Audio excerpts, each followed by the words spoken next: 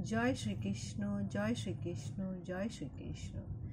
जय राधा रानी की जय, जय सिया रामचंद्र की जय, जय वैष्णो माता की जय, जय खाटू श्याम की जय, जय कुरुक्षेत्र से माटिर जय। आज आमी श्रीमद् भगवद गीतार पंचम अध्याय कर्म सन्यास योग श्लोक 20 पाठ करछि। ना प्रभु यतः प्रियं प्राप्यो नः उद्विग्नः चेतः प्राप्यो च अप्रियं स्थिर बुद्धि असंगः मूढ़ः ब्रह्मवितः ब्रह्माणि स्थितः। অনুবাদ, যে ব্যক্তি প্রিয় বস্তু প্রাপ্তিতে প্রসন্ন হন না এবং অপ্রিয় বস্তুর প্রাপ্তিতে তিনি বিস্মিত হন না, অর্থাৎ দুঃখিত হন না, তিনি স্থির বুদ্ধি, মোহশূন্য ও ভগবত তত্ত্ববেতা। তিনি ব্রহ্মতেই অবস্থান করেন, মানে তিনি সে ভগবানের চরণে নিজেকে সে সঁপে দিয়েছে। জয় শ্রীকৃষ্ণ, জয় শ্রীকৃষ্ণ, জয় শ্রীকৃষ্ণ। শ্লোক 21। बाह्यो स्पर्शेषु आसक्तः आत्मा विन्दति आत्मानि यतः सुखं सः ब्रह्म योगः युक्तः आत्मा सुखम अख्यम अशुन्यते नीते।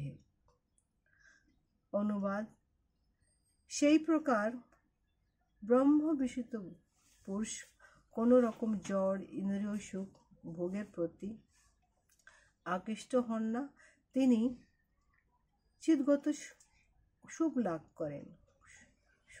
করেন। ব্রহ্ম যোগযুক্ত হয়ে তিনি অক্ষয় সুখ ভোগ করেন।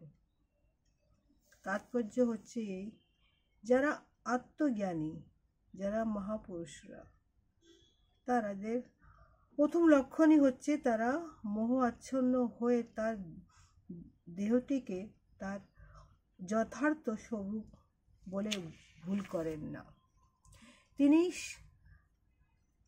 তিনি সুনিষ্ঠতেই ভাবেন যে এই যে দেহটা যে আমি পেয়েছি, এর ভিতরে যে আত্মাটা, সেটাই হচ্ছে মেন। দেহ তো আজ থাকবে, কাল থাকবে না। আজকে আমার এই দেহটা এসছে, কালকে আবার অন্য কোনো দেহ পাবো আমি।